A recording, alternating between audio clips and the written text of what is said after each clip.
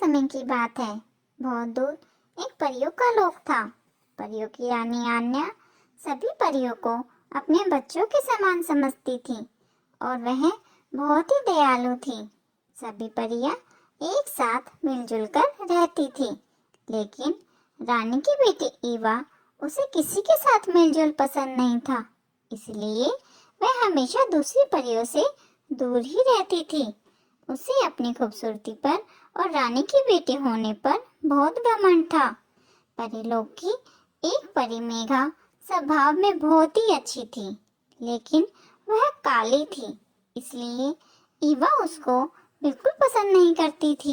एक दिन जब मेघा अपनी सहेली के साथ आसमान में उड़ रही थी, तभी ईवा भी वहां आ गई। ए काली कलुट्टी परी, तेरी हिम्मत कैसे हुई मेरे रास्ते में आने की? तुम इस परी लोक के लिए एक दाग हो। ये रास्ता मेरा है। आज के बाद इस रास्ते पर आने की सोचना भी मत।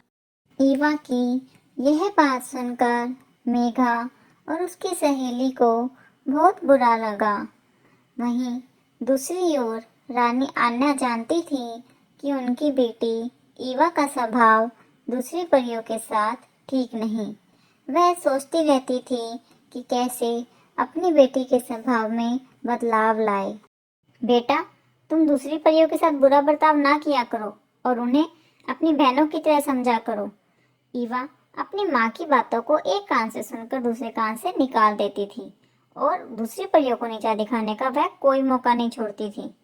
ए काली कलुटी परी, क्या तू अपनी इस काला से सुंदर आसमान को काला करेगी क्या, जो यहाँ रास्ते में आकर बैठ गई है?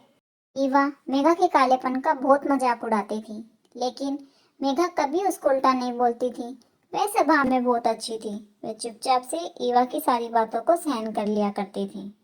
एक दिन दो परियां घबराई हुई राजकुमारी ईवा के पास आई और बोली, राजकुमारी ईवा, हमारी मदद कीजिए। मेघा आसमान में उड़ते उड़ते नीचे गिर के बेहोश हो गई है। आप हमारे साथ चलिए और अपनी शक्ति से मेघा को ठीक कर दीजिए। मैं और उस काले कुलूटी को ठीक करूंगी? बिल्कुल नहीं। अच्छा है, बेहोश हो गई है, कुछ हो जाएगा तो कम से कम परी लोग का दाग तो कम हो जाएगा। रानी आन्या ने जादुई गोले में यह सब देख लिया और अपनी बेटी ईवा का यह स्वभाव देखकर उन्हें बहुत गुस्सा आया। वह मेघा के पास गई और अपनी जादुई झड़ी घुमाकर मेघा को बिल्कुल ठीक कर दिया। यह देखकर मेघा और उसकी सहेली बहुत खुश हुई। रानी आन्या ने जादू की झड़ी घुमाकर मेघा को बहुत सुंदर बना दिया और कहा, मेघा, तुम्हारा स्वभाव बहुत अच्छा है, इसलिए मैं तुमसे खुश होकर तुम्हें वो सब शक्ति देती हूँ जो एक राजकुमारी में होनी चाहिए, ताकि तुम उन शक्ति से दूसरों की मदद कर सको। दूसरी तरफ रानी आन्या ईवा के पास गई और बोली, राजकुमारी ईवा, आज तो तुमने हद ही पार कर दी है। तुम्हें जो शक्ति दूसरों की मदद करने के लिए दी गई थी, तुमने आज उन शक्ति का प्रयोग करने से मना कर दिया। इसलिए मैं तुम्हें श्राप देती हूँ कि तुम दुनिया की सबसे बदसूरत परी बन जाओगी और तुमसे मैं वो सब शक्ति लेती हूँ जो शक्ति मैंने तुम्हें एक राजकुमारी होने के नाते दी थी। ईवा को अपने घमंड की सजा मिल चुकी थी। वह अपनी गलतियों पर बहुत पछता रही थी। हाय फ्रेंड्स, अगर आपको ये कहानी पसंद आई है तो प्लीज़ चैनल को सब्सक्राइब और शेयर जरूर कीजिए। Thank you.